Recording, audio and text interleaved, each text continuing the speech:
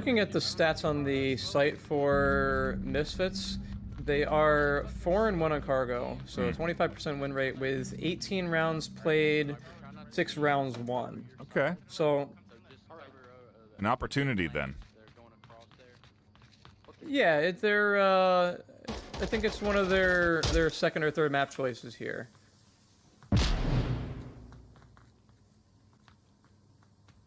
No, 4-1's a 75% win rate. Sorry, they played 4 times, they won. Okay. Makes more sense. Bush is coming in here from the Misfits, though. Smokes are out, and good coverage, good comms I'm hearing from the Misfits, identifying clear positions. They've already got 1 kill out the gate. I think that was from a nade. Kid K here catches out the rotation from Mac Tree Man, trying to get into the yellow building. A nice kill there.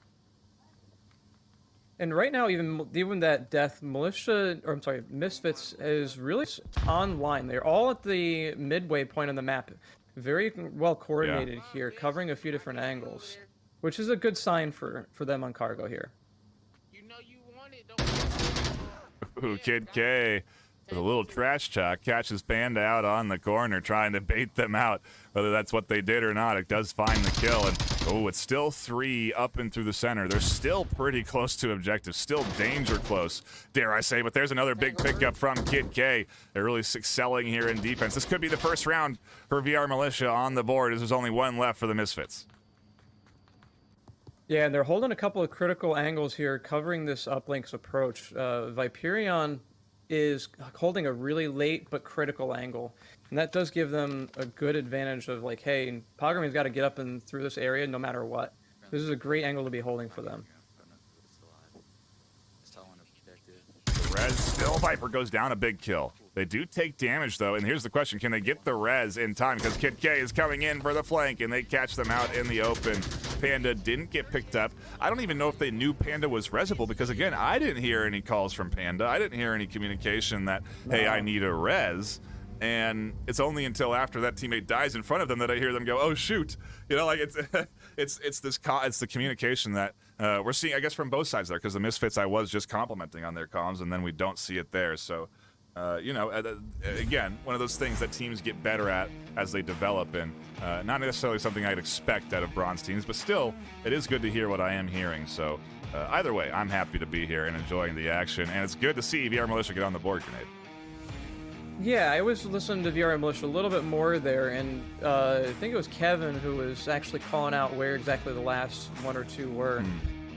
With cargo being such a small map, you really can use your voice without having to use the radio, and that can lend to a good advantage because you don't take your hands off the gun. All you gotta do is call it out relatively loud, and you're half the team, if not a quarter of the team, because of your proximity of where you are around everybody else in the containers. It really gives you a bit of a boost as to where things are and coordinate your efforts of directionality. Yeah, it's, again, vital to success in a game like this, in the military simulator that is Onward. And so, something that we do just sort of end up paying attention to. And it's something I don't even really talk about very much when we're into the higher tiers, because it is so, you know, it is Echo 5, Echo 4, you know, consistent, constant callouts where they're identifying down players very quickly. You know, they have quick callouts for a reason, because to your point, the limited time they have with their gun, with their hand off their gun, the better. And so you just have a bit more developed, even a sense of callouts there that we don't necessarily pay attention to very often. But either way, we're getting back into the action. We've rambled on enough about comms, and we'll see how Misfits defends here as we go into round number 2. This is what Call of Duty looks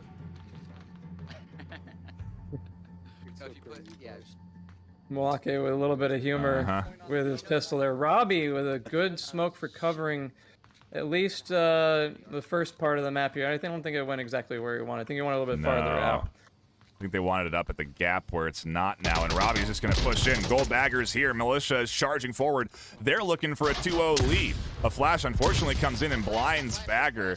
flash it. Kid K also, I think, blind as Kevin does push up. More utility coming in. More flashes getting called for, at least, as Kevin flies in through the center and catches a big double. Opens up the entry here. Tablets out. Poggerman doesn't see it. They're not checking. They're not aware. This could be a cap for VR Militia. They could push this thing up 3-0, but Poggerman turns just in time. Shuts down the cap. Viper's here. Kills everywhere. Kid K's behind Big Mac Tree, and they find the kill. We're into a 1v2.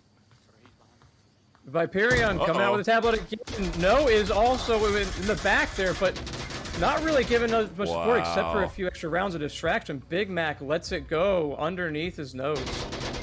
What is happening here this afternoon, Grenade? I am thrown off a little bit because now we're looking at a 3-0 on Misfits map choice, but VR Militia are the ones that have it. They just suffered a heavy loss on Suburbia where they were certainly competing for it. I saw someone actually say in chat, I think this is just VR Militia getting warmed up still. They don't quite look like themselves yet. And maybe that was the case. Maybe it just took a map of Suburbia and a loss to kind of get things refocused, and they certainly are looking better here. I mean, a cap, that's great for them to be locking in 3-0 here up against the Misfits.